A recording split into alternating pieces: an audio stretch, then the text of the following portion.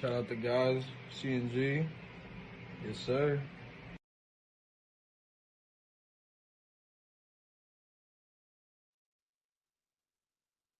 Hey everyone, this is Dark Apollo here from Elite Gaming Mercs. I just want to let you guys know that I will be teaming up with the CNG Podcast. They have been a great support of what we do here on the channel. That I would really appreciate it if you guys can support them too. You could support them on either Facebook or YouTube by going to the search engines and hitting CNG Podcast. Again, that is CNG Podcast. You could go ahead and hit follow or subscribe to their channel. Afterwards, you'll be able to see me there giving you my sports opinions. All right? Take care. This is Dark Apollo signing off. Deuces. I see it, you see it, they see it. It ain't nothing else to talk about, baby. Let's go. CNG Podcast. Come on, bear down. Hi, I'm Sugar and Vodka, and so happy to be on the CNG Podcast. Bear down, Chicago.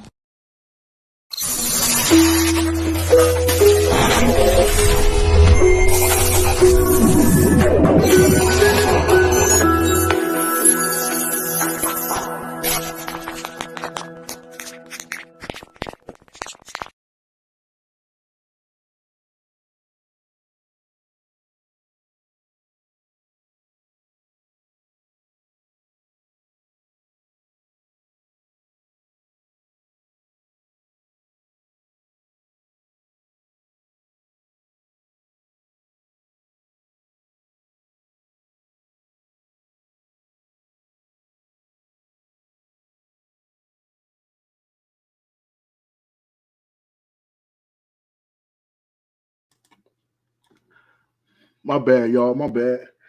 Welcome to the CNG Podcast post game show. Today we're going to be, of course, talking about the Bears and the Texans. G Walker, can you hear me? Yeah, I can hear you, bro. Can you hear me? Yeah, I can hear you. All right. Cool, man. All right, G Walker, man. We was in the group chat today, man. What you guys say about this game, man? We're gonna get right into it. We ain't gonna sugarcoat it. Who, me? Yeah, man. Go ahead and start us off, bro. Hey, look, man, that was a sloppy ass game. I expected more from the passing game again. It didn't happen again.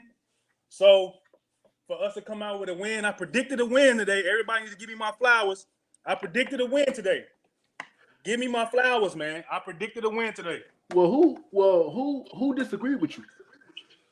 Man, there was a couple people from these other groups, man, that was talking fly earlier, man. Well, of course, they're gonna do that. Of course, after a Bears loss last week, Justin only threw 11 times. They're gonna stick with that, and today, pretty much, kind of proved their point with Justin because he didn't do too good today either.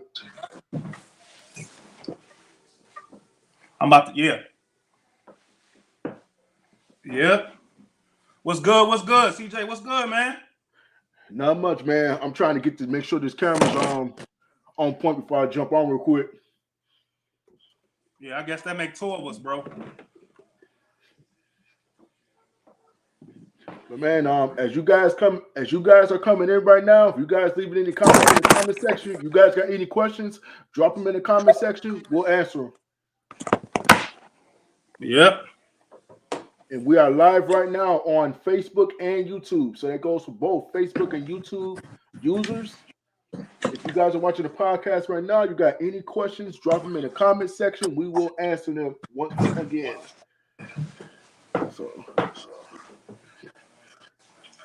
But I got my notes ready, man. I got all my game notes. I hope we got some good overlays, man. Man, I don't know, man, because I didn't get to see much. I probably saw a third of the game today, man. My internet and stuff was acting up for some reason today. So oh yeah. I don't know what happened with all that, but I didn't get a chance to see. I saw mostly everything, but it was through bits and pieces. Yeah. Yeah, the game was sloppy, man. It didn't look too crisp out there, man. that from the start of the game, you could just tell that the offense. I don't know, man. Rutherford with that first snap he did, messing that up. The running game was on point, until Montgomery got hurt. What did you as far as Montgomery? Because I know I took some heat today, a little bit for that. But as far as Montgomery, did you think he had a good game before he got hurt? He was having a game. I think his game was developing. His run game was getting on point for sure. He was playing. He was playing until he got hurt. He was ready to pick it up where he was off last week. But Herbert, man, it's looking like Herbert could be a number one back. It's looking like Herbert could be a number one back. I know people are splitting hairs. You know what I mean? So yeah, man. As far as Herbert and Montgomery, there are two different backs. Herbert is more patient when it comes with the blocks. You can see that. And he's been the most consistent. I'm gonna say it again. He's been the most consistent for the last 2 games. He's just patient with I don't know, with him and his offensive line. I just think if he had a great offensive line, he could be a 1,200 to 1,500 running back per season. He has that potential to do that. So with him playing with this bad offensive line, because this offensive line is not good. It's I don't know what it is, man. Wow, man. I don't know. I mean, the offensive line, it looked like it's running good to me. I mean, how many yards? He had 241. How many yards did he have? He had over 100 yards rushing today. Yeah, I mean, as far as the running game. Hold on, we got echo. Hold on 1 second. Go. I was gonna say, as far as the running game, yeah, that did its part. But the passing game, I think, is where we're lacking something from there. So I've never kind of seen a running game run good and then a passing game just be completely off for some reason. Well, let's talk about it because look, we can go right here, man. Look, we can go right here. Huh. Let's talk about it, man. This guy right here, bro. This kid right here, dog. I seen so much bad stuff I didn't like today, man. He was impatient. He looked like he was playing how he wanted to play. He looked like he wasn't sticking with the game plan. He was going off script. It looked like everybody was kind of under control except for him. And for you to be a franchise quarterback, you cannot be that way. You know what I'm saying? He has to be the one that's calm. You can't be the one on the sidelines freaking out. And he showed that today, man. He showed in his rush throws, his overthrows, him not throwing the ball. It's looking like he wants to play backyard football and go for the big play every chance he can get. What did you see from him today? I mean, that's exactly what I saw.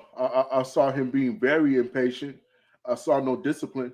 You can't. That's the first time, probably the first time since last year that I saw, his face with the face that he was making. He was very he was discomfort out there. He was taking shots. He was taking hits, and it didn't look like a Justin Fields that was happy, man. It looked like a Justin Fields that was completely out of it. He was rushing. He rushed a lot of his throws. He made a lot of unnecessary throws. Terrible throws out there as far as the interceptions. I mean, those were basically on him. So, he's got to be more disciplined in learning how to check down on the plays. He's not doing enough check downs. Cole Kmet finally got a good catch today. But he's got to start looking for his guys in the middle of the field and quit looking, deep down the field. He has to learn how to read defenses and understand when to pick and choose his spots. Until he does that, he's going to be frustrated. Just him by himself, he's going to be frustrated.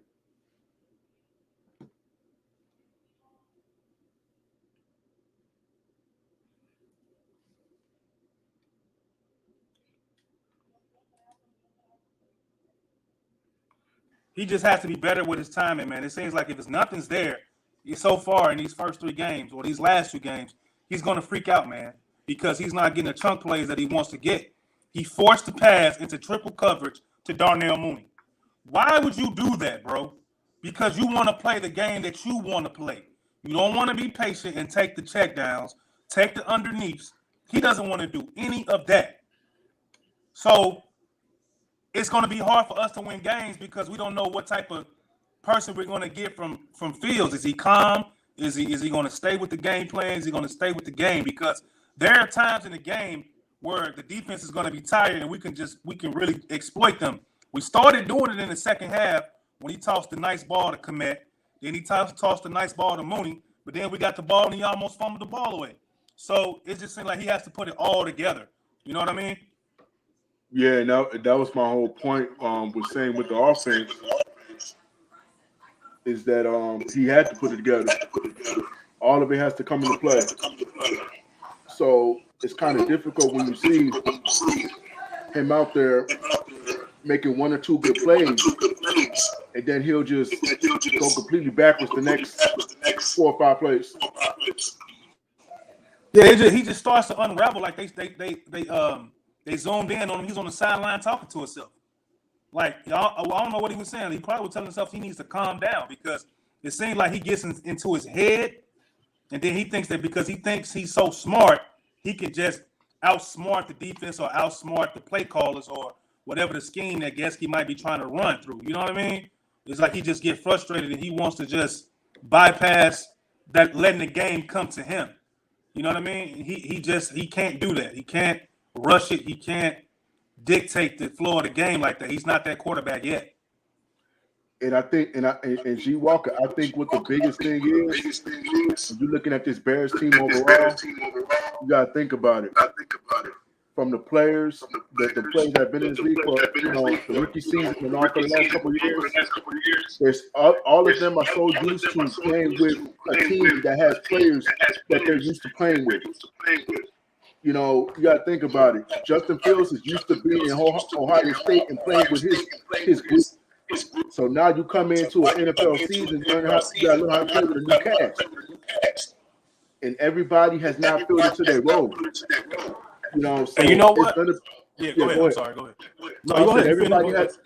Everybody hasn't filled into their role. So when you look at guys, you have to play to your other teammates' strengths. You know, Justin has to understand. That's why I said this whole Mooney thing, don't get me wrong, that's good, but you have other teammates out there that you have to connect with, that you have to get the game going with. If you're just a one-dimensional quarterback going to run receivers, you're not going to win that way. No, I agree, man. It just seems like he just wants to play. You know, like everything you're saying is making total good sense, man. Everybody on the team matters. Just because you work well with Mooney doesn't mean you don't have to work well with Kmet. Spend time with Kmet. Spend time with Herbert, Montgomery. Like, dude, you got to get to know all these guys, man. You just can't favor one because you're going to need all these guys at different times of the game. So the chemistry between St. Brown got to be good. And the chemistry between him and Pringle got to be good. So it's like a whole process of things that's going on right now that is frustrating to him, but he has to know that it's going to come in time. Like, you can't jump ahead your process. So today he showed you everything that was bad about Justin Fields. You know, he had a good 29, yard run that was good, but he threw 2 interceptions, man. You know what I mean? Forced interceptions too, forced passes. So what do you think about the interceptions he threw today? Well, the second one I missed. The first one I saw it clear as day. He just completely overthrew his receiver. You know, so I don't know what he was thinking on that play, but it wasn't good at all. Yeah, and it wasn't good. This guy right here, I think he had 2 catches? Again, I don't think it was that many catches, man. Yeah, man. I don't know, man. With Darnell Mooney, I get that people wants to make him into a number 1 receiver and all that, but as I said before, and I say it again, Darnell Mooney seems to be the type that is a very good number 2, number 3 receiver. You can put him in the slot. You can get him, mix him around in the middle of the field. Do I think he's a deep ball threat right now? No, because of the quarterback he has. And Justin has to get used. You don't have no time. He's not making the throws, that can give him the ball going deep.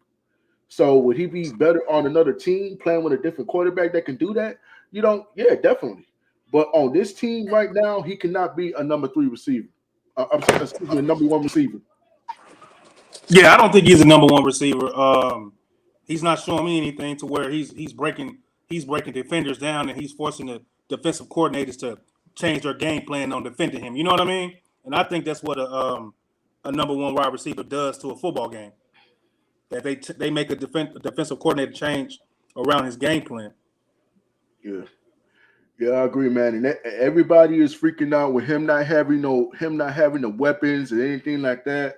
Look, y'all, we said before, we said it again. We knew what this season was going to be. It was going to be a lot of ups and downs. It was going to be players and coaches, adjusting to what, to their new roles. A lot of these guys are playing different roles that they haven't played before. That's the coaching staff included. So we're going to be dealing with this all season. So what the players have to do is what growth they're going to have from game to game. Yeah, I'm still getting some feedback in my headset. But it's going to take from, everybody is playing in a new role. So it's going to take people time to get adjusted to their role. But again, Justin cannot be out here forcing bad throws. And I understand he wants to connect with this man, Darnell Mooney. I get it, but it's not. You have to connect with your other receivers. You have to connect with your other receivers. You have to connect with your tight ends. You have to make that happen. Doing it to Darnell Mooney is not gonna. It's not gonna. The way your offense is right now, and the way that the offensive line is blocking right now, it's not going to happen right now. So you have to check down that ball and make your offense go smoothly. I like him better in the hurry up offense. Instead of being this pocket back, 5-step drop, 3-step drop quarterback trying to throw the ball. Get him in the hurry up, get him in the hurry up offense to make the play. All right, we're gonna pull up this comment real quick.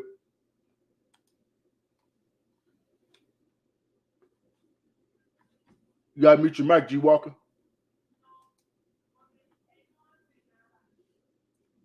You gotta unmute your mic. Your mic. Oh, I agree, bro. I don't see anything to where we have a type of offense to where we could just chuck it around the yard all game, or at least half a game. We don't have that type of personnel yet. Kemet had a good catch. Mooney had a good catch. And I say singular. I'm not even talking plural. These are just singular catches. I didn't see anything to where there were multiple catches, you know what I mean, where we could destroy a defensive coordinated game plan against us. So you are totally correct, man, that we need to run the ball more. And we did, man. Herbert had a great game. He had a 50-yard, 53-yard run today. He scored 2 touchdowns. So the run game is probably not the problem. Before David Montgomery got hurt, he was running pretty well. The offensive line was blocking pretty well. So the offensive line is starting to look like the offensive line that was rated pretty high early in this week. What you think, CJ?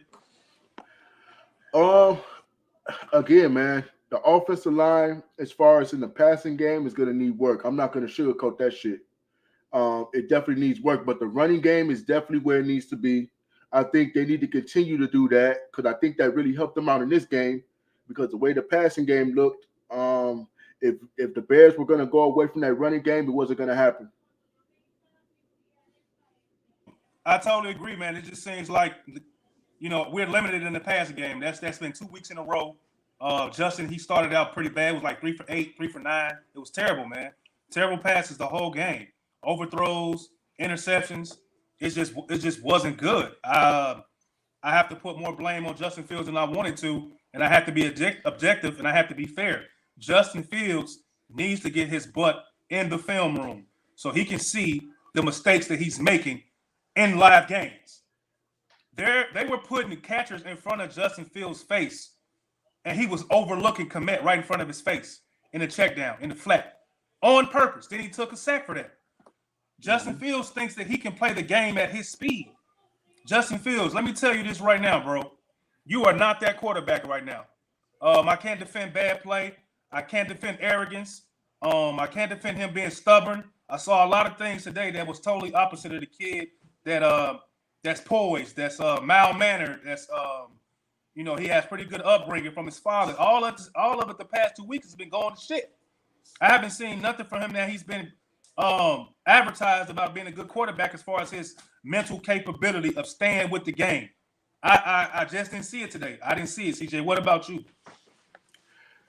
I definitely didn't see it.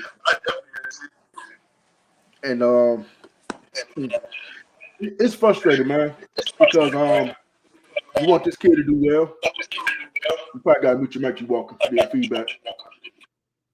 I'm seeing this kid do well, you know, at times, but then I see, you know, his whole demeanor has been changing for the last couple of weeks. His facial expressions, everything. So I don't know if the Chicago media has gotten to him as far as with the comments or as far as what's going on, but I don't know, man. He got to get it together. Let's get into these comments real quick. G Walker. All right, we got John Harbaugh. He said he already gave up on him. It's crazy. Yeah. Hey, he's putting the stuff out on film to where he's making people give up on him, man. Like I literally saw Komet in his face a few times for him to take the check down, bro. And he was holding the ball. I cannot forget that shit, bro. That was wild to see, man. Then we got Nicholas that's saying Jay feels frustrated. He knows the playbook, but not allowed to use it. You think it's because he's not allowed to use it? I don't know, CJ. What you think about that? I don't think if he's not allowed to use it, I just think that he's not reading the field enough. You know, players are right there in his face. You have to see that as a quarterback. And, you know, it got to be some type of way that he's got to get space to move around. Now, you can blame that on the offensive line, but Judson's got to move around to see what's out there on the field. You know, you're 6'3", you're tall, but you have to be willing to see your vision. And if you can't see what's in front of you, then that's a problem. I mean, it's like I said, it's coming down to him wanting to play with how he wants to play. Football, you have to be patient. You know what I mean? You have to be patient, man. And he just looks like he doesn't want to be patient. Because I guarantee you, every game we've had so far, there's been plays where Justin could take over the game and get those plays that he wants, those big game-changing plays. He's just not being poised and disciplined enough. We got some more comments, too. All right, let's get to him. We got Randall that said that's a good win. Bro, how do you see that was a good win? Give me a comment to what made that a good win. I mean, we're a bad team, but give me something that you saw like, yeah, that was a good win that we grew from. The play calling grew, the offensive line grew, the Justin Fields grew. Give me something that shows you that they grew today. Give me a comment. Well, G Walker, before we get into the next comment, let me say something on that. It was more so of not being a good win, but it was more so the mistakes that we saw the Texans make towards the end of the game. We have to look at that. You know, we have to pay attention to that and look at that. So it's more the mistakes that we that the Texans were making towards the end of the game, I believe. But let's get down to the next comment. He said, I heard all summer about his work and his knowledge of the playbook.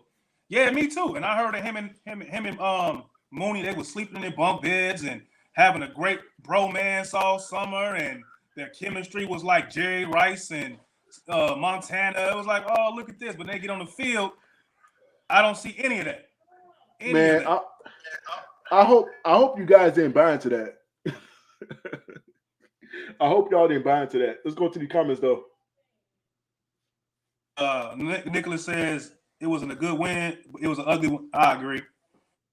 Then we got Randall coming back saying a W is a W, bro. It's hard to win in this league. I bet you those 0-3 teams would think it was a good win. You know what, bro? That's true, but we're not an 0-3 team, bro. So we're not going to talk about what we would be looking like if we were 0-3. We're 2-1. So they're not a perfect team. They're not a good team. 2-1, you still get criticized, you still get analyzed, and you still get critiqued. Doesn't matter if you 0-3 or you 2-1. This kid was drafted high as a number 11 pick in our draft. We took him, and the things that he was praised about, I don't see it right now. He's completely coming off the rails, man. Mentally, he's coming off the rails, man. Crazy. I agree with you, guys. Thank you. Hey, there go our third member of the show right there, Angel. Go ahead and speak your piece, bro. What did you see from Justin Fields today? You know what I mean? That you were just like, what What I see from Justin Fields today is what everybody was complaining about Mr. Trubisky. No, he can't hit the open man. Oh, he look at his balls are errant. His ball, he doesn't even know what he's looking at. He can't even read a defense. I'm sorry. That Houston, we won by luck. What I see from Justin Fields was a guy who cannot pass the ball. I don't know what it is that's with him, if it's his own self-confidence or what, but the man is ridiculously incapable of making regular passes. This game shows me that he was really bad today. I've seen him do some stuff before where he looked nice and everything, and we looked like we had potential there. But this is another game where he just looks like he's one of our weak spots on offense. Yeah, and that's what I'm saying. Go ahead, you Walker. The O-line looked like it was protecting well. The offensive coordinator was being patient. Herbert was being patient. Everybody was into the game mentally knowing that this is a war and we have to fight. Except for Justin. And if you're going to be the franchise quarterback of a team, you have to embody patience. You have to embody calmness. And that's all that you hear from him, how calm he is, how patient he is. But all you see him on the sideline doing is rolling his eyes, being impatient, man. So, and I think that's what's messing him up. He's getting into his head too much. Can you get? I don't even think it's that. I'm going to be honest with you. When did you guys see a tablet in his hand? None. If you haven't even seen a tablet in this man's hand, what is he doing on game day? Is he even looking at what he did wrong? Is he even looking at what to read it? I didn't see not one tablet in this man's hand. The only time I seen the tablet, Angel, was the first game when I believe Getsy brought it over to him and they was looking at something. Then that's your offensive coordinator bringing it over to you. Right. If you want to be a leader, you got to go seek these things. You got to see, what do I have to do? Is he just blaming other people? Is this what it's coming down to? Where he feels the need, where he's just gonna, I don't have to do much. I'm just gonna sit here and sit on the bench. He's sitting on the bench. He's not even walking around. He's not talking to his players. He's not saying, "Hey, O-line, what are you seeing?" You see the best quarterbacks in the league talking to their other players. He's sitting down like this. Remember they came back from commercial. He's like this. Are you really not? It looks a little bit of immaturity. Is what it looks like. It's like we talked all this smack. They wanted to kick a quarterback out, like calling him garbage and trash and hot garbage, doodle everything, because Mitch Trubisky did not pick himself number 2 in that draft. Okay, we all know that. I don't think nobody here wanted Mitch Trubisky picked by the Bears that year. So if this man was run the hell out of town, if this man was doing what Justin Fields is doing in his second year, when the Bears went, 12-4, if Mitch Trubisky was doing what Justin Fields is doing now, they would have penalized this kid. Yeah. Let's get to some comments. Get to these comments, man. It says Randall says Justin seems like he's not trusting what he's saying and he's not reading the whole field. Bro, they was putting Komet right in front of him, bro, for a check down, and he overlooked that shit like 2 times today because he's looking downfield when it's not available. So that's crazy, because that means you're not trusting the timing and understand that this is a whole game and not one play. Go ahead, Angel. Then when he did look downfield, he overthrows the player. Yep. He in the middle of the field too. He's not overthrowing on the side, Ash. He's overthrowing in the middle of the field where safety help is. And it's like, I don't know what's going on, but like he said, he's not reading the whole field. But these are things that were excuses that people didn't want to hear for a 1-year college starter in Mitch Trubisky. But this is a multi-year college starter in Justin Fields. He threw in a triple cover today, man. He threw in a triple cover today. Interception. I'm sure somebody else was somewhere else was open. He doesn't lead the yeah, but no, I'm saying I'm sure there's a receiver that's open because the all-22's been showing it. He doesn't lead his receivers. How many passes did you see a receiver catch in stride today? They had to stop and wait for the ball to get to them. Nothing's in stride. Nothing when the receiver is running, it's because it's over his head or it's way past him. He's trying to run to the ball. He cannot hit a receiver in stride. He hasn't done it all year. The touchdown to Pettis had to stop and wait for the ball. Yep. Everything's been where the receiver has to stop. Mm-hmm. This is ridiculous. This is a multi-year college starter. Maybe now we know why he went so far in the draft that he did. Angel, let's get back to some of the comments, man. Let's get to the comments here. Black Rain 7029 said people said the same thing in Philly and Miami, and now they have great players around, and look how they improve. So that goes into our organization. And what did they build around Fields this draft? Go ahead, Angel. Well, go ahead. No, go ahead, Angel. No, Guy. I mean, Guy. Are we on the same page? They did not build towards his strength. They didn't. No, Randall, CJ. No, they didn't. No. Okay, so they didn't build towards his strength, but we say Miami and Philly. Were they doing this many turnovers? Were their quarterbacks doing this many turnovers? He's already what? He's at almost 3-1 turnover ratio. After today, yeah. That's a problem. Jalen Hurts was learning. He went through multiple two different coaches too. Right now he's got a new coach and he's doing that offense. But they went and they got a star receiver, Antonio Brown, for him. They went and they drafted other players, Devontae Smith, before Jalen Reagor, and now I think Rager's gone, right? Or is Reagor still there? He's gone. He's in okay. But they kept on getting players on offense. We didn't. But when we're looking at, they said Mooney's a star player, right? That's what they said. Now my thing is, quarterbacks need to be able to make a pass when the receiver is open. And I'm not going to blame a receiver who, the receiving corps, when they are open, they can't even get a pass at them. This quarterback is missing them. That's why I said he's doing everything that we blame somebody else.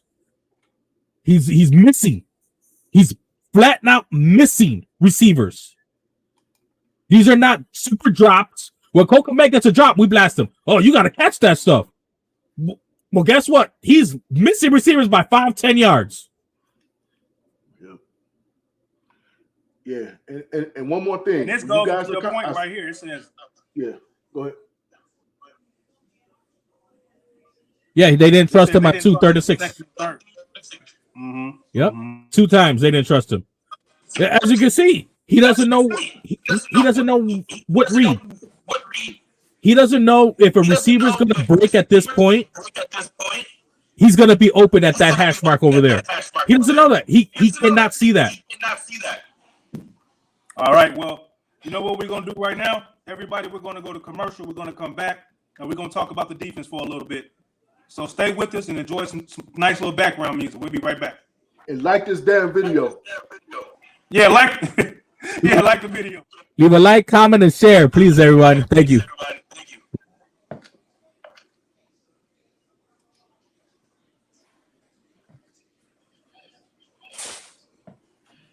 Mute your mics.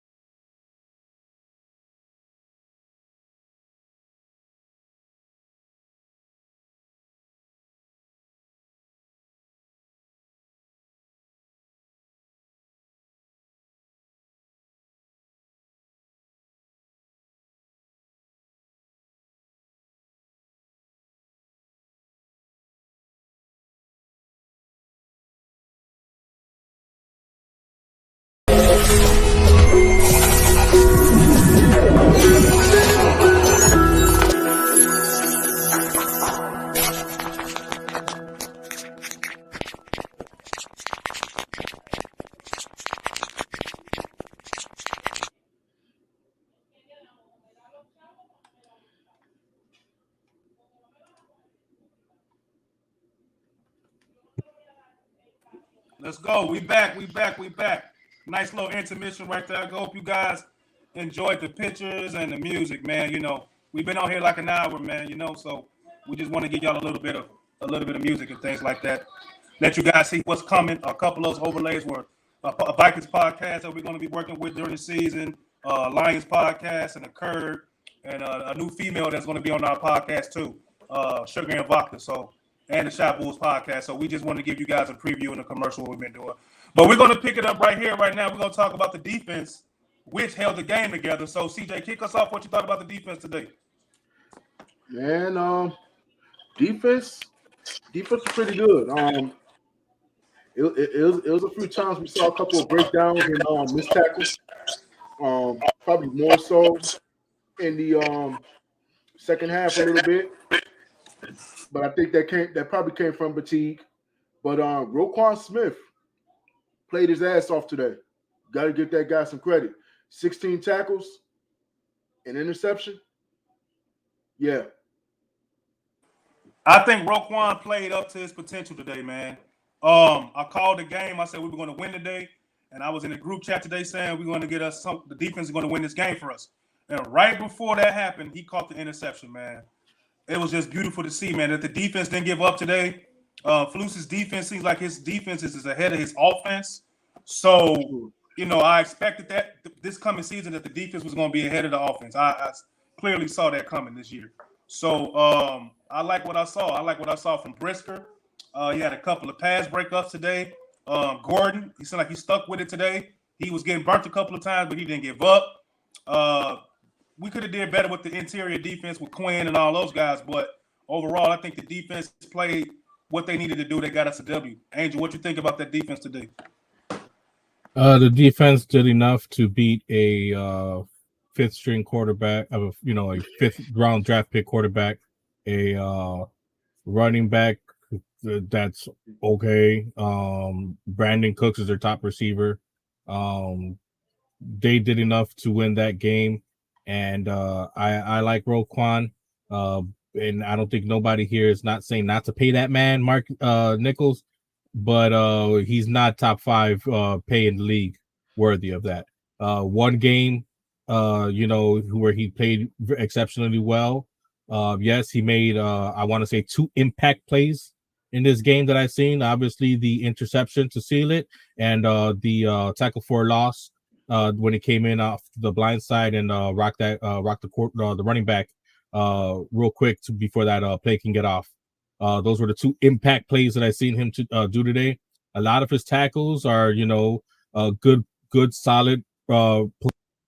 Nothing wrong on that, but I'm not paying this man no $25 million a year to do a 16 tackle game, 1 every 3 games, 4 games. It's not going to happen. If he wants to be one of the top linebackers paid in the league, yeah, then you could give him one of the top linebacker plays in the league. But he's not worthy of defensive and defensive lineman type money where he's looking for. The whole thing was not that the Bears weren't trying to pay him. They were. They offered him around $17 million a year. He's looking for $20 to $25 million a year. That's the reason why he didn't re-sign his contract. Okay, so let's be real. We want to pay this man. He just wants more. He wants Aaron Donald money. Okay, so I've seen a lot from Brisker. Brisker, I think, played into the box very well today. I think he did great following his receivers and running backs when he was shadowing them. I think he played exceptionally. Out of our 2 rookies that we got out there right now with Gordon and Brisker, Brisker is outperforming Gordon. Gordon every week has a couple of blown coverage assignments. He does get a couple of pass breakups, so at least there are times where he's making up for it. But I see a lot of ways that he has to go to be a starting cornerback in the NFL. There's too many blown assignments from him. Now, Vildor, is Vildor. One nice tackle here, one horrible play over there. So how he's still on the team is one thing. Necessary Evil, sneaking in right quick at the job. All right, thank you for stopping by, Necessary Evil. The defensive line, I think the defensive line played adequate. I don't know what happened to Robert Quinn. but this looks like Robert Quinn from 2 years ago and not last year. This is not our sack guy that got 17 whatever sacks it was last year. Is not him. Do you guys remember how many sacks he's had this year so far? 0. I believe he has. What doesn't he have? One? No, he had one for last week. Oh, if that's 1 in 3 games, he had one for last week. Nowhere on pace for. He's not on pace to get even double digits then. So, where's our defensive line? Even worse than that. Where was Gibson today? Where was he at? Where was Gibson in week 1? Gibson performed in.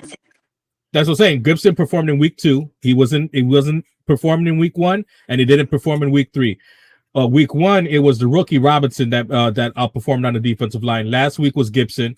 This week, Robinson did get a half a sack in there, I believe, and he tagged with the defensive tackle. I forgot what his name was that came up the middle. They both got a half a sack on that. But they played adequate enough for pass rush. But again, we're talking about a Houston Texans team. If this was a top of the line offensive line, I don't think we would have even sniffed a sack this game because of how they weren't getting any action upfield. I seen Mills moving around in the pocket like if he was some all-pro quarterback. He was moving around this way, moving around that way, moving around this way, moving around that way. He had a lot of time. That's why he was picking our defensive backs apart. What they did to Davis Mills was make him look like where he was drafted, 4th, 5th round. He looked like he's a regular average Joe quarterback.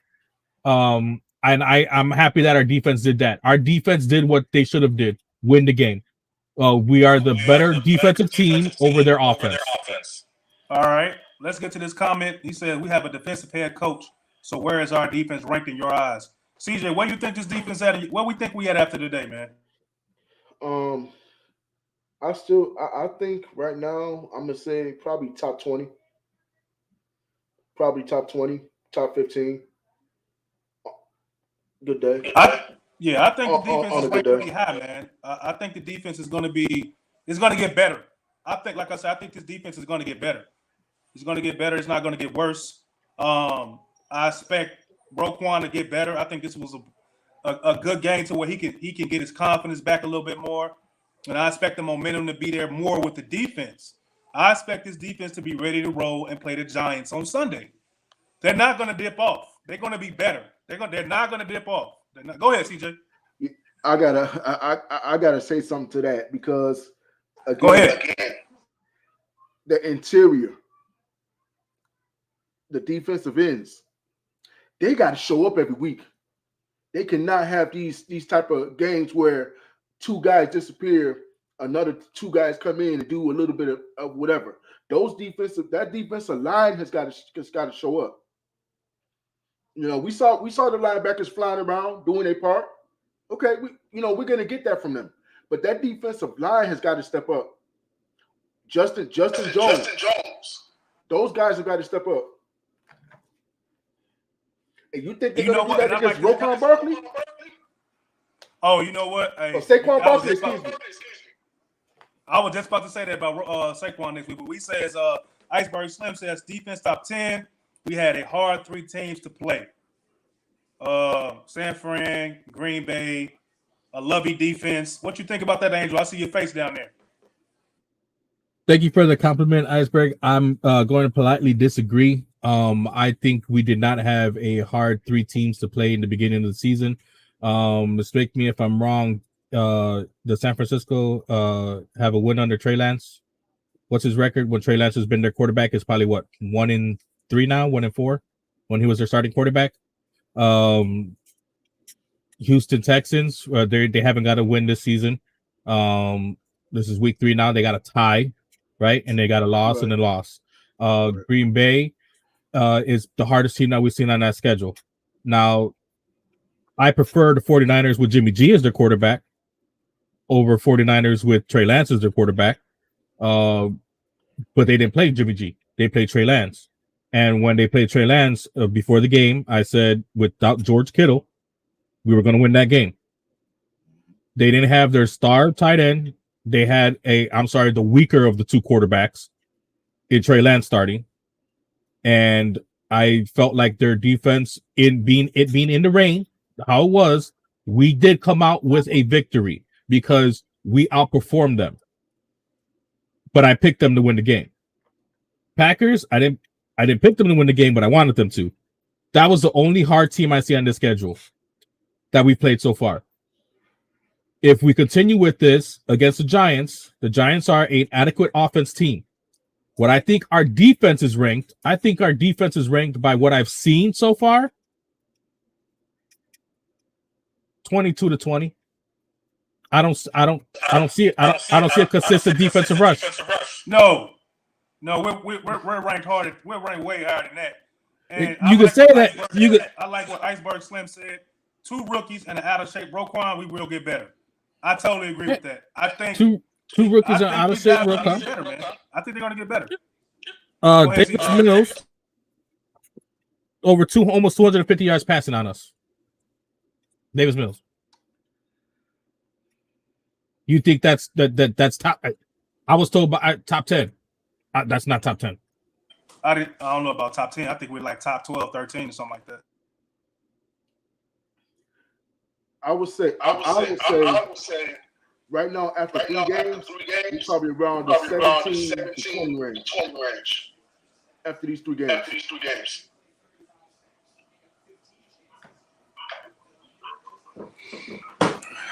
All right. This Iceberg, their defense are pretty good. You are right.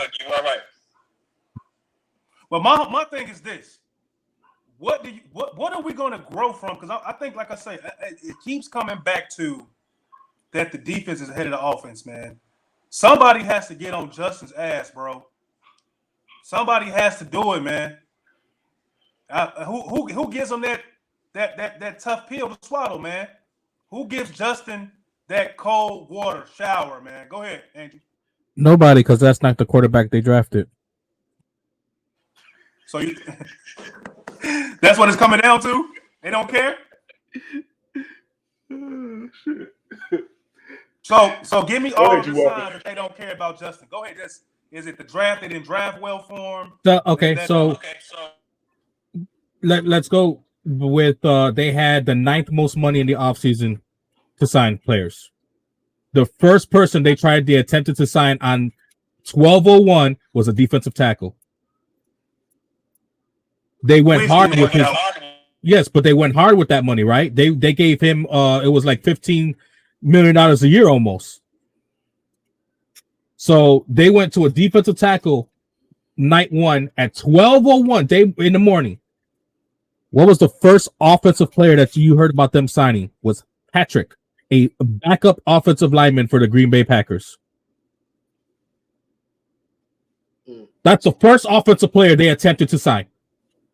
A backup offensive lineman. Not a starter, backup. Which is why he's also doing rotational play with Tevin Jenkins right now at guard. Agreed. If his thumb wasn't hurt, he might be our starting center. But because his thumb is hurt, he's doing rotation work with Tevin Jenkins at guard. Tevin Jenkins starts. Patrick comes in and alleviates him from time to time. Now, we went and got a 4th string receiver from the Kansas City Chiefs in Pringle. Their 4th string. We had who they have above him? Hill, Holdman, and Marcel Hardman, and who was the other receiver they had before? I think was Watkins still there? Yeah, Watkins. I think Watkins was there before. Yeah, do you see what I'm saying? Yeah, the Tyreek Hill, Markel Hardman, Sammy Watkins, they're all above Pringle. So you look at the 4th. The fourth string receiver. So that's our first signing from for receivers. 4th string. Okay. All right. Oh, well, what are we gonna get him next? The 5th string receiver from Green Bay. Equimania St. Brown, who played behind Devontae Adams, Randall Cobb. Hold on. A weightlifter, professional. I don't care. Man. I don't care. We're going to go by where he goes in the pecking order. Devontae Adams, Randall Cobb, Alan Lazard. Who else was above him? They had another person over there. Randall Cobb, Devontae Adams. Aaron Rodgers only passed to Devontae Adams, so it's hard to remember the receivers. It's hard to remember the receivers. But Equimini St. Brown was 4th or 5th option over there. Okay, that's our other guy that we're going to sign as a receiver. Okay, and they both came from the organizations where these two guys that just got hired came from. So Green Bay, Getsy, Coles, Kansas City. Are you actually looking for other talent elsewhere that is going to help your team? I get told that, Amari Cooper's overpaid. We can't play him. It's all on Justin to hold himself accountable. I agree. We agree. Justin has to hold himself accountable. But we also got to look at, is the team actually preparing this quarterback to be their quarterback? And from what I've seen, it's a no. I don't think they're looking for him to be their future quarterback. Because nothing that they did shows it. They went defense. First 2 picks of the draft, defense. First player they wanted to sign as a free agent, defense. Everybody else, we'll take a stab here. We're going to take a 25-year-old special teamer as a 3rd-round draft pick. Valence Jones, where is he, man? He missing Still, like LeBron and Kawhi or something, man. But the thing is that what did they expect from him? He's a special teamer. His whole purpose, what they know that he's going to do on the team is going to be special team. They hope he can become something else because he has a skill set, but you didn't have him as that. Like George Pickens was still out there, or David Bell. I'm sorry, Bell. Pickens was out there, man, and they didn't draft him because of his attitude. And I was with that, but it still seemed like you should have took a gamble on him. I'm just saying, if they felt like he was their quarterback, you would have seen a little bit more things done for him. What did they do with the new regime that went in over there to Philadelphia? They went, Jalen Hurts, you're our quarterback. We're going to get you a receiver. We're going to get you this. Tua, you're our quarterback. We're going to go and get you Tyreek Hill. We're going to draft your Jalen Waddle that you played with in college. We're going to get you players. Even though that this wasn't the guy that they drafted, they went and got him players. They didn't do that for Justin. They went and got, the guys that are borderline special teamers. So do I feel like, that they want him to be their quarterback? Nothing that they've showed me has proven that. How they do the play calling that they do on second 2 times, like Nichols said, on 2 times on 3rd and 6, they took the ball out of his hands. They didn't even want him to do anything with it. So if they don't trust him to be it, why should I trust him to be it? You got a good point, man. The thing that always concerns me when new coaches come in with a quarterback. Hold on 1 second. Okay, so he's saying that he thinks if Trevor Siemian played, he might have had a 300 yards passing. He might have because those receivers were open. Yeah. They definitely were.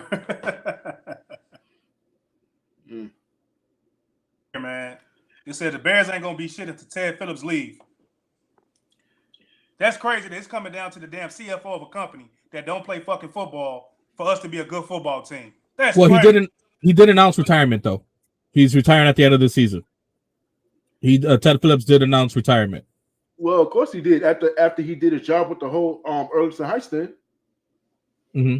Yeah, but that's what I'm saying. So at least we know that he's gonna be gone, and we can't use that as one of our cruxes. That's gonna be out of here. Okay, now let's move on to something else in the future. We're gonna play something else.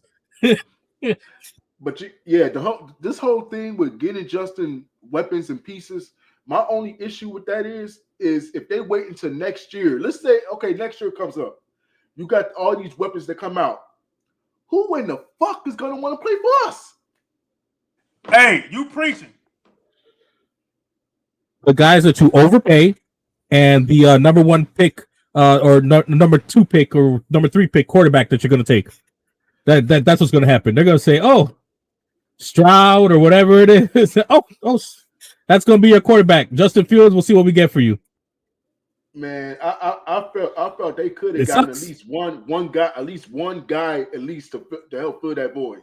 You could have paid him a 3-year deal or whatever, and you could have just seen what would happen. I don't understand why they didn't do that. In our group chats that me and Guy are part in, a lot of our Chicago group chats that we have, I made the acknowledgement of that the Cleveland Browns got Amari Cooper for a 6th-round draft pick, and everybody's talking about, he's making $20 million a year. they restructured his contract where they're saving $15 million off their salary cap this year. So just because he's making $20 million, he's actually only costing them $5 million and a 6th-round draft pick. So people can say, well, he's not worth that kind of money. Well, guess what? The players that we are paying right now ain't worth the kind of money that we're paying them right now. Right. So you have to overpay players when you have rookie quarterbacks on rookie deals. When you got young quarterbacks on rookie deals, you overpay other players. Because guess what happens? You front load those contracts. So when it starts getting lower into their contract length and their contracts are almost up, you have all that money now to pay your quarterback the high end money, while the other players are able to. You don't have to worry about their money because all their guaranteed money is gone. You front load it. The problem is that they're thinking like, oh well, these guys are overpaid. Well, guess what? Christian Kirk in his first couple of games with the Jacksonville Jaguars looking like he's worth $20 million. I would have loved if the Bears gave him $20 million to come play over here. The way he's looking, but we want a penny pinch. Like this is our money. Give our players. If you want an offense to show out, you got to pay people. Yep. You can't be just expecting people to just appear out of trees and just, oh God, he's gonna be awesome. Guess what? If you're not drafting offensive players, you can't expect our 5th, 6th, 7th, 8th round offensive players to be Justin Jefferson. You can't expect that.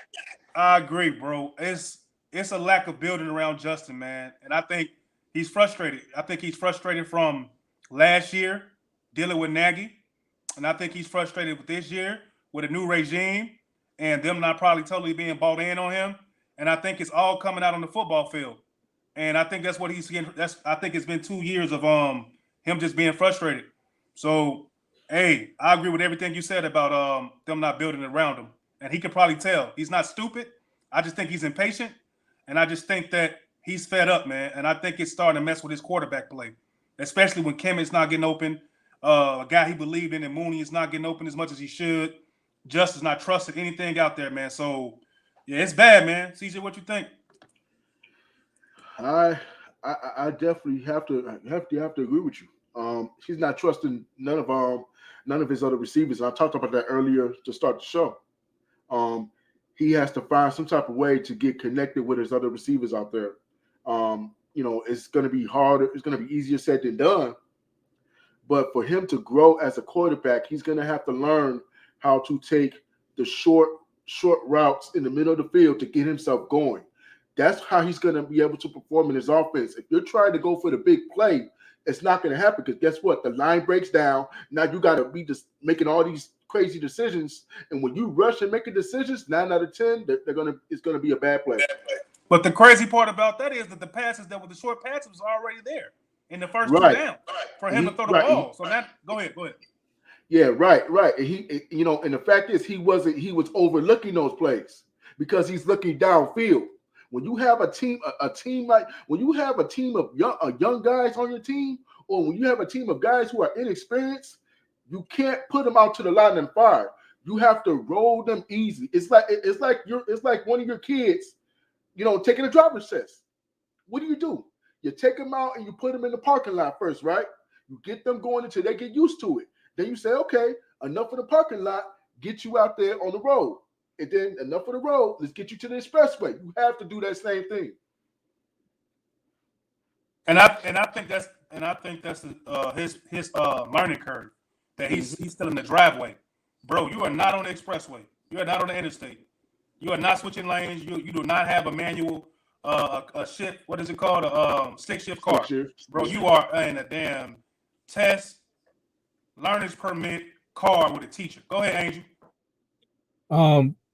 Maybe he's letting too much of the media overtake him because in week 2, he was doing all the little checkdowns and he wasn't going deep.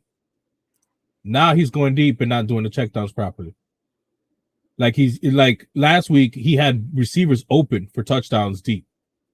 Now this week, he's forcing throws deep. Like, I don't know what's going through his mindset, but this goes with the reading of the play. You should be able to read the play and know what's you are he was 2-year starter in Ohio State? 2-year full starter.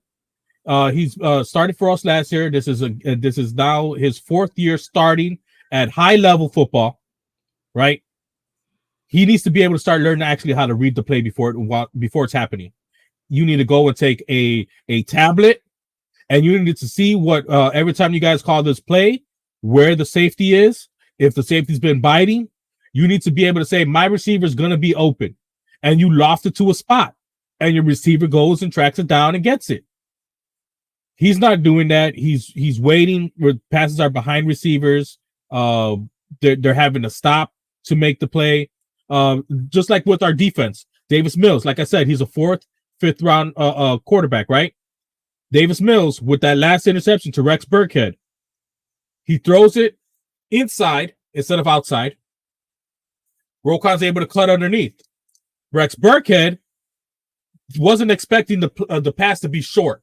That's why the Rex Burkhead was still running out. If Rex Burkhead knew that it was supposed to be a hitch back in, he would have ran back in. That pass would never been intercepted. That pass was supposed to go over the linebacker's head area to go that way. But Davis Mills, being a 4th, 5th round draft pick, he underthrew it. He threw it wrong. He didn't read the play properly. He didn't execute properly. Our defense took advantage of that. Their defense taking advantage that Justin Fields is not reading the plays proper. He's not executing his throws properly. So what is he looking like? He's looking like a guy who's got like what I think 9 passing touchdowns career for like 17 interceptions. It's not looking good, bro. It's not looking good for a guy that has more than 1 year of college football in him, 1 year of NFL starting experience in him. Last year, it's not looking good, man. And I honestly think that it's his head game. I think it's his mentality. For some reason, it's not clicking. You're right. I know he works hard. I know he's training all the time. I know he's doing a lot of things that you want your quarterback to do. But it just seems like when the plays begin and the game starts and the clock ticks, nothing is going right. Nothing is going right, man. He in training camp throwing no interceptions, throwing it to whoever's out there. He was really balling because my thing was, let me see how he looks in training camp. Let me see if he's throwing interceptions. Okay, that's all I really cared about. And he wasn't. But you get to the real game, it's like you didn't learn shit, bro. You didn't learn anything. Go ahead, Andrew. I agree. But then that goes to our thing that we've always been saying about how do you play players in the preseason in practice and everything, right? Like you're a new coaching staff that's coming in. Maybe you need to be with your young starting player and have him get a little bit more game reps against starting caliber players in the preseason, and see how that goes. That what was it, the third preseason game or the second preseason game where they actually had them play like the first half? He was going good with Komet, but I don't think that they were going against top level defensive players on the other side. No. So his passes looked like they were leading his receivers though in that preseason game. He hasn't done that this year. I don't know if he doesn't work on his craft. Maybe he needs to keep on working on that craft. Maybe he's not doing it when he needs to. Training camp, because when you do training camp, you're working 5-6 days a week, a couple of days, two days and stuff like that. When you're in the season, you're getting days off a little bit, and maybe he's not working on his craft. Throwing in, taking a receiver and say, hey, we're going to do this on our own time. Let's just go in and run some plays together so I could really make a feel for you. We heard rumors that he was out there at a bar, right? And nightclub or whatever too, going out with Mooney and everything. He went to a bachelor party on a Friday night, man, and people lost their goddamn mind. But we got Iceberg Slam said, I thought when he threw 3 touchdowns in the first half, that was showing progress. Preseason, man, I guess that doesn't really matter because you're not playing against ones and guys are not really schemed up against you. So, but I agree. I thought it was progress, man. We did, because in that game, Iceberg, he was making those leading plays with his receivers. They were catching it in stride and getting all those yaks, those yards after catch. They were doing it. I remember it with Komet. Komet was able to catch it right here and just keep on going with the ball and just kept on going. He's not doing it in game days, though, when it really counts on Sundays Right now, he's not doing it. He hasn't done these first three games. Am I wrong? Statistically, hasn't his quarterback rating gone down each week? I would have to say it. Yeah. He was at a 27.7 today, quarterback rating. 27 rating. I don't know if it was quarterback rating or just rating. It was 27 today. Davis Mills out of 70. You see what I'm saying? Like we can't keep on blaming. I don't want to always blame the players that are around him. Because who is Davis Mills playing with? You know what I'm trying to, you see what I'm saying? Like nobody. Quarterbacks need to still be able to make some plays. If it's the 5-yard here, you got to have what's it called? No turnovers. If you got sucky offensive players, 0 turnovers. You can't cost your team. You just make the right read. Okay, I don't trust. If you don't trust yourself, well, then make the right read here. Here's a dump down. Continue to at least extend plays because you don't know. Maybe that player might break a tackle and you guys get the first down. You just continue to make those plays. He's making wrong plays. I think he was like 8 for 17 today. I can't remember if it was 8 for 17, something like that. But regardless, his rating of 27, bro, this guy has 1 passing touchdown all season, and it was a play that your receiver Pettis had to just stop. It was a 1 passing touchdown, 2. I know Pettis. Did St. Brown get one last week? Yeah, St. Brown got one. Yeah. Okay. Not last week, but yeah. Okay, so 2 passing touchdowns. He's got 2 passing touchdowns. How many turnovers? 3. 2 this week. 1 last week. 1 last week. So 3 interceptions. Okay. So right now he's already behind it. Mm-hmm. And another thing with Justin is that he has to realize, okay, we're talking about that game that he had the 3 touchdowns. Teams are going to see that, and they're going to look at that every single time to see how they're going to route you. So again, this comes back to his learning development. He's going to have to learn is when teams do different coverages on you, and you have to understand and read that and make the right plays. You're going to have to check down. Is it going to eat up the clock? Yeah, but it comes back to trusting those receivers, getting them the ball, because you do have an arm. There's no such thing you can't get the ball to the receiver. You got to give it to him. You have to look. You have to see what's going on.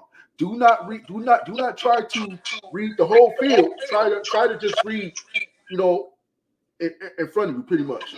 That's what's so frustrating because he has an arm, and I think that's the most frustrating thing, and that's lets you know that he's in his head way too much, and he thinks he's the smartest player on the field, and you're not. You're not. Guys, they got film on you. They team NFL studies, man. They eat their young. The NFL is a league that eats their young. The player you were last year might not be that player this year. Cincinnati is struggling. The Raiders are struggling.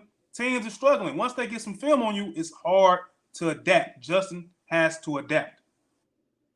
I agree. And to go with what you're saying, that he might think that he's the smartest guy in the field, might go to his work ethic. It might go to like how we're saying. I'm not. This is not me bringing up Mitch. This is me saying Mitch Trubisky, Nick Foles, Andy Dalton. Who's the quarterback that was with Mitch Trubisky? That was his backup, Chase Daniels. You guys can go. All of our fans that are watching, I want Justin Fields to be good. Okay, I want him to be good. I want him to be the quarterback he was in Ohio State. I want him to win some games with us. Okay, I think the kid is a nice person. There's nothing wrong. The kid is not a bad kid. Kid's a good guy. Okay, I like Justin Fields. All but right, you can go back and watch all of those other quarterbacks. You're gonna see them pick up a tablet during game day. You're gonna see them watching tape of game that's happening right now. Right. All right, so he needs to do that. All right, so next Sunday, I'm gonna start here. So, what do you think that's gonna help us win a game again? Back-to-back wins versus the Giants. Saquon is on the menu. Daniel Dimes is on the menu. What have you seen today that's gonna be like we're gonna win that game Sunday? CJ, go ahead. Fuck that Daniel Dimes shit. I'm gonna call him Daniel Jones. Fuck all that. But I'm gonna say the offense. Let's get to that first. I need to see some consistency with this offense. I need to see consistency with the offensive line. And I need to see Justin trusting his receivers, to get them the ball, and hopefully they'll make a play. The running game, I have nothing to say about that. Defense, the interior's got to step it up. The front four got to step it up. So if we see that all on Sunday, we could get a possible win. Okay. Who's your X factor? My X factor, I think, is going to have to be Cole Kmet, because Justin's going to have to play the middle of the field. Of course, our running game is going to be on point, but the Bears have to attack the interiors of these teams. They have to. When they try to think too much and try to throw the ball 20, 30 yards down the field, if Justin gets frustrated, it's going to be game over. So I want to see them play the short game. Quit listening to everybody in the media. Oh, throw the ball 20, 30 yards. Play the short game. Get the running game going and run that clock. And then it's up to your advantage. Because when you're in a hurry-up offense, to me, he's more effective in that with this team right now. Angel, go ahead, man. Okay, our X factor. I'm gonna. Velus Jones. No, is he even gonna be healthy? Right. Is he even gonna play? Is he even gonna be suited up? Is he even gonna have a helmet on his hands? Okay, and so we got to answer to that. He ain't our X factor, but our X factor to me is our whole defense. We need to be able to make Davis Mills, Daniel Jones, shall I say, look like Davis Mills. Because right now that man has a 99 quarterback rating. Who? Daniel Jones from the Giants. Because you know who his coach is, right? Dable, yeah. Yeah, the guy that was the offensive coordinator for the Buffalo Bills, who helped Josh Allen become Josh Allen. Yeah. So we need their defense to be able to help, because right now Saquon Barkley is averaging 116 yards rushing per game and six yards per carry. What? Yes. 6 yards per carry, homie. Saquon Barkley is averaging 6 yards per carry. He's got 236 yards rushing in 2 games. The interior, man. That's 118 yards rushing a game for Saquon Barkley. Your quarterback got a 99 quarterback rating. I need our defense to step up. Our defense. We know our offense sucks. Okay, I'm hate to say it. It's another year. Our offense is not good enough right now. So in order for us to win, we need to take takeaways, which we did today. Mm-hmm. It was takeaways in the red zone. That interception in the red zone, because that was 3 points right there. Even if they don't, if they come up short, they get 3 points on the field goal. We're looking at, we lose this game. Even without the interception that Roquan did at the end, we lose that game. Okay, so the turnovers, we needed some more. It's going to be hard. But I want our X factor. I'm focusing on our defense, because that's something that I feel that's better than the offense. The offense is like literally a wild card. I'm more of hoping. Can you show up? Can Justin Fields actually show up? Can Cole Kmet make some extra blocks? Can Darnell Mooney get the ball? Can our offensive line not make fumbles from the center to quarterback exchange? Okay. Like these are our X factor, and I can't believe I'm saying this, is going to be Justin Fields this week, Sunday. I guarantee the victory today, and people didn't believe me. Justin Fields is going to be our X factor for our game Sunday against the Giants. I'm predicting 2 touchdowns and about 67 yards rushing. I'm saying it right now. Yep, Justin Fields. I'm trying to make sure I'm looking at my damn screen correctly. You said Justin Fields is going to be the X factor. Number 1 is our X factor. You're saying, I think you're saying that in order for us to win, he has to play good. Whatever you want to call it, because he's not the player on the offense right now, right? So he's going to have to be the guy The X factor. No, it looks like he's actually behind Khalil Herbert. That's what I'm saying. He's a damn X factor. So he's gonna have to.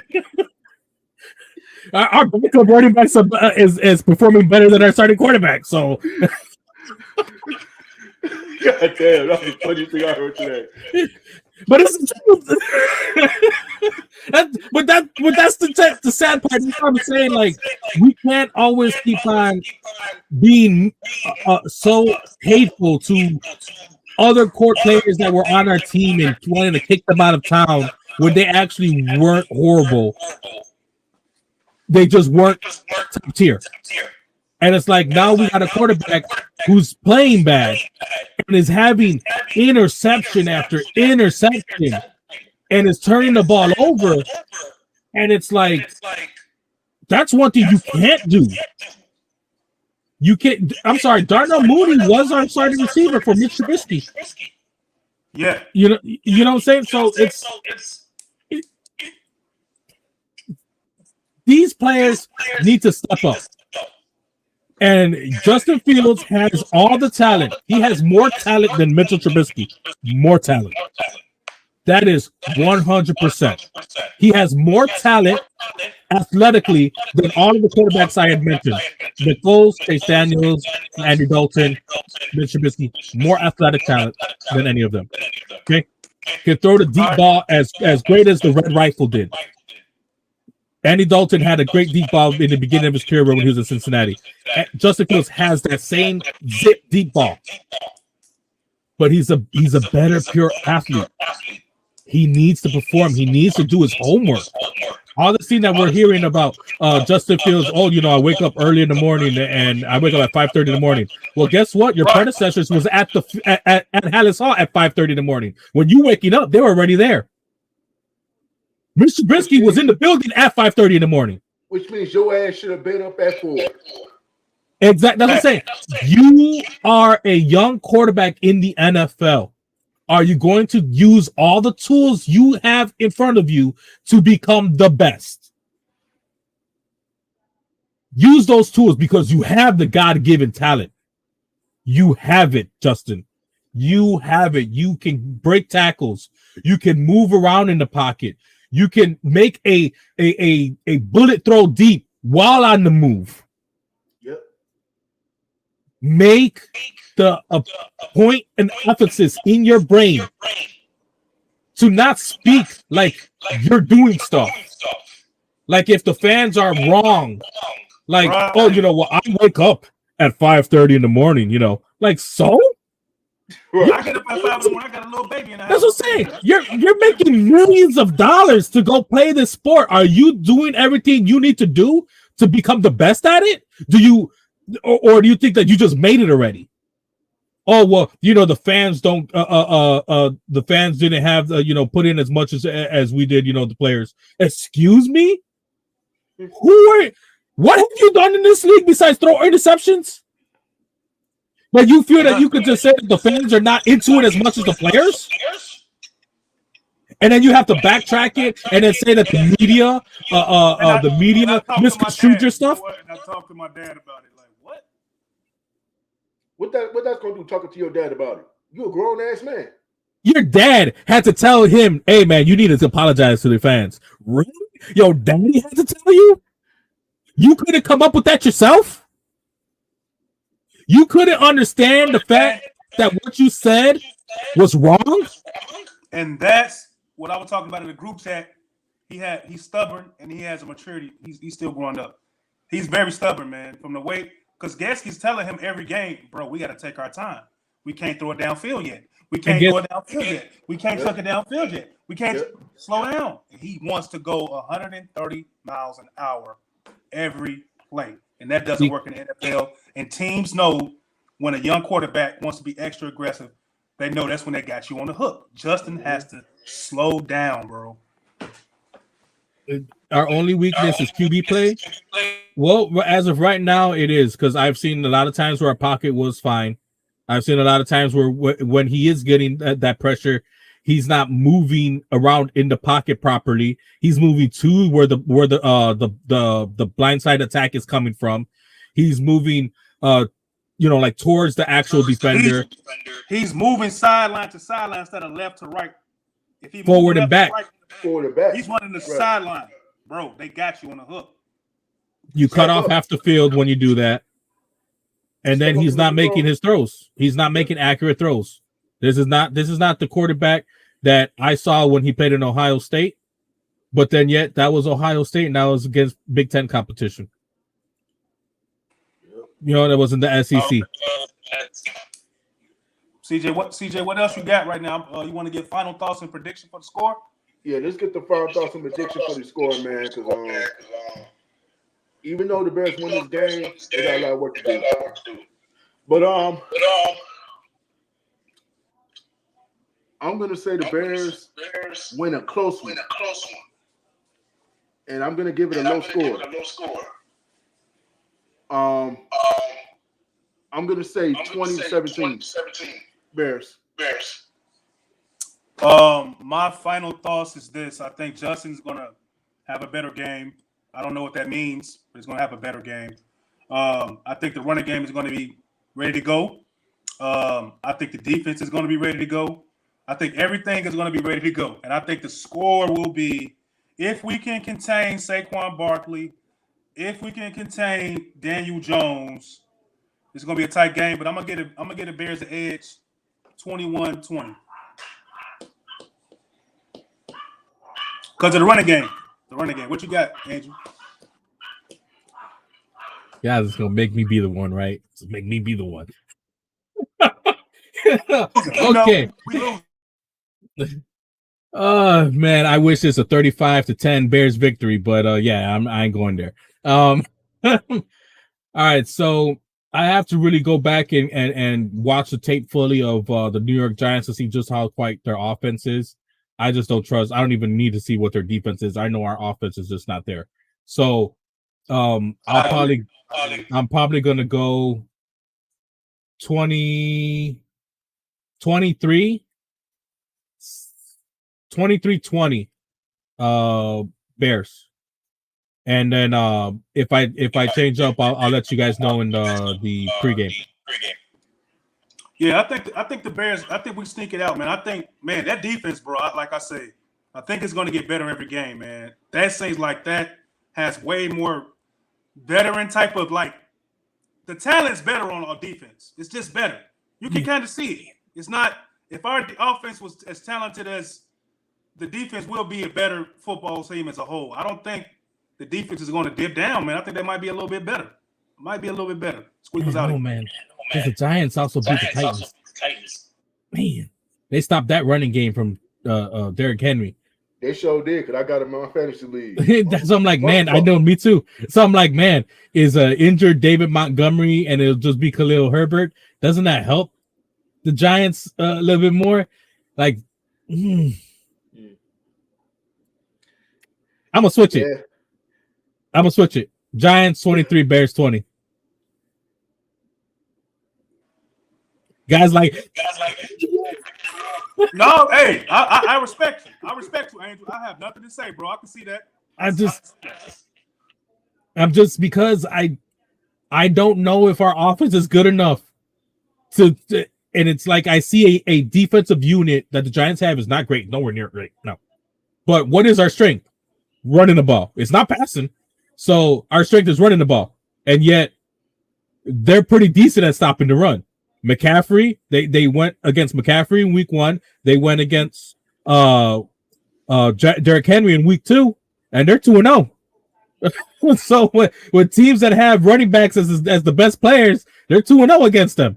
So I know we could talk about like our quarterback play and everything, and maybe Justin Fields is more like Baker Mayfield. Oh God. I hope not too, but Baker Mayfield was a high, touted draft pick when he came out. And if I really think about their plays, their passing ability, Justin has a lot of Baker Mayfield in his passing ability. Baker Mayfield could throw a deep ball. He's just not accurate. Right. And right now, Justin Fields was missing his deep receivers that were open by 10 yards to the safety. That's so crazy because that's what his claim to fame, that he had a great looking deep ball, man. He had a great deep ball. It's like everything he was advertising. but you got to be accurate at the end of the day. So that's just so like right now when I'm looking at his trajectory, how he's been playing this season, he's very similar to Baker Mayfield's seasons with Cleveland. Yeah. And that's sad because they get what they did. They get him out of there. All right, so that's our final 23-20 Giants. I got Bears winning. CJ got the Bears winning. And if he got anything else, I think that's it for us. Well, yeah, before we get up out of here, I want to thank everybody in the comment section for holding it down. From Iceberg Slim 38, bro. I haven't seen you on here before. Appreciate you, bro. If you're new here, bro, we appreciate you, bro, for coming on. Yes, sir. We had Ham Johnson with a couple of comments came in. Our advisor, Alan, came in and, of course, telling us about the echo. We figured that out. We got a lot of comments through here. I want to thank everybody in the comment section. Again, with the comments, we appreciate it. The Bears didn't win this game, but they do got a lot of work to do. We know that, we understand that. Hopefully they can get it together for the Giants because I think Saquon is coming to play. So they got to be ready for that. He hurt himself against us. Yeah, everybody keeps bringing that up, but I don't think it's going to happen this time. No, I'm saying that he hurt himself against us. So, like you said, he's coming to play. Right. He wants to get his revenge on us. If everybody that didn't come in here, we're going to leave you guys with the highlights from the game, and then after that, we're going to give you guys the outro video, and we out of here, man. God bless. See y'all next Sunday. All right, Mom. Thanks for stopping by, Mom. Appreciate you.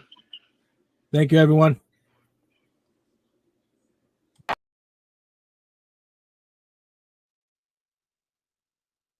Hey, everyone. This is Dr. Paulo here from Elite Gaming Mercs. I just want to let you guys know that I will be teaming up with the CNG Podcast. They have been a great support of what we do here on the channel that I would really appreciate it if you guys can support them too. You could support them on either Facebook or YouTube by going to the search engines and hitting CNG Podcast. Again, that is CNG Podcast. You can go ahead and hit follow or subscribe to their channel. Afterwards, you'll be able to see me there giving you my sports opinions. All right? Take care. This is Dr. Paulo signing off. Deuces. I see it. You see it. They see it. It ain't nothing else to talk about, baby. Let's go. CNG Podcast. Come on, bear down. Shout out to guys. CNG. Yes, sir. Hi, I'm Sugar and Vodka, and so happy to be on the CNG Podcast. Bear down, Chicago.